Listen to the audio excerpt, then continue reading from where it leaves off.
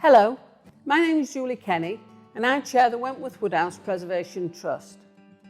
The Trust was set up specifically to raise the money to buy Wentworth Woodhouse and then subsequently to effect the emergency repairs to save this beautiful place. Wentworth Woodhouse was the ancestral home of the second Marquis of Rockingham, together with his heirs and successors. I'm really delighted to have the opportunity to wish you much success at your fundraising gala to raise monies for the Museum and Archives of Rockingham County.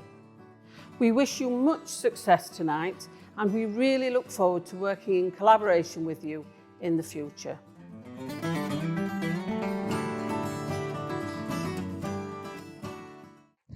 Hi, I'm Lisa Wentworth, a volunteer here at Wentworth Woodhouse, and this is my favorite thing. I will never forget the first time I came here over 20 years ago and saw this magnificent Palladian facade. Seeing the house for the first time was one of those life-altering moments, and every time I look at it now, or see someone else looking at it for the first time, that jaw-dropping moment comes right back to me. I was truly amazed at the sheer enormity of this stately home, its pure symmetry and scale. I always remember how far back I had to stand during a photo shoot just to be able to capture the entire house and get it in the shot. I'm so happy to be a tiny part of the big house today, and this east-facing front is definitely my favorite thing. But the truly amazing thing about the east front of Wentworth Woodhouse is that none of what you see here was built to live in. This whole facade, double the length of Buckingham Palace, was built purely for entertaining, on the grandest scale imaginable.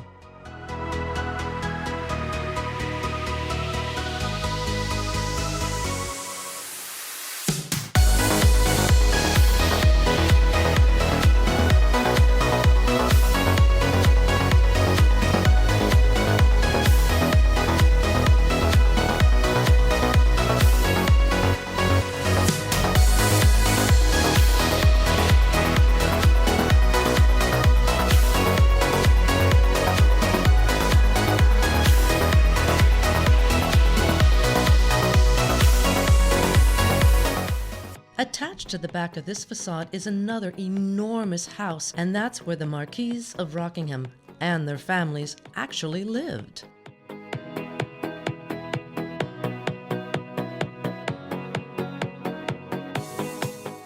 The private gardens on the west front of the house extend to over 50 acres and were designed by the famous landscape architect Humphrey Repton. 35 full-time gardeners worked there, and the house itself employed 97 indoor staff. It was Thomas Watson Wentworth who built the Baroque house. Work began in 1725 and was completed around 10 years later. By this time, the Baroque style of architecture had largely gone out of fashion. It was considered to be too European, un-English in fact, and so the Marquis began work on the east front of the house in what had become the adopted English Palladian style. At the time of his death in 1750, the first Marquis had spent the modern equivalent of $27 million on building works at Wentworth Woodhouse. His son, Charles Watson Wentworth, became the second Marquis of Rockingham upon his father's death, and it was left to him to complete the work on the Palladian facade. Charles was born at Wentworth Woodhouse in 1730, and when he inherited his title, he became one of the wealthiest men in the country. He was a committed politician, a member of the Whig Party, and he spent most of his political life in opposition, but he was Prime Minister of England on two separate occasions, in 1765 to 66, and once again in 1782. His liberal views often brought him into direct conflict with King George III. The King played a much more important political role than our Queen does now. George III wasn't a figurehead. He was much more like the President of the United States of America is now, head of the executive branch of government and Commander-in-Chief of the Armed Forces. During his time as Prime Minister in 1766, the second Marquis repealed the hugely unpopular Stamp Act, which imposed a direct tax on the British colonies in America even though they had no representation in the British Parliament. It was this Stamp Act which sparked the beginning of the American War of Independence.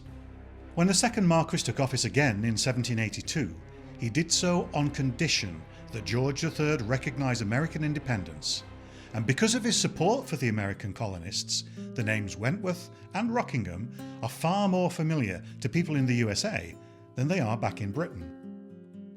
During the time of the second Marquis, Wentworth Woodhouse was both a political and an economic powerhouse, and the Rockingham Whigs and the Whig intellectuals who gathered at the house, people such as Edmund Burke, Charles James Fox and the Duke of Portland, did much to forge what we now recognise as modern Britain and to champion political views which are still relevant today.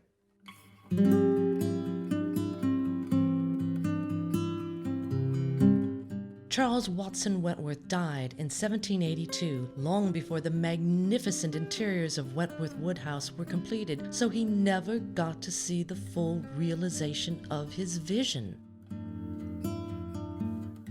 Today, Wentworth Woodhouse is owned by the Wentworth Woodhouse Preservation Trust. Its vision is to secure a sustainable future for the house and grounds, and to use them as a catalyst for positive economic and social change in South Yorkshire and beyond. These are surely goals that the second Marquis of Rockingham would have recognized and applauded.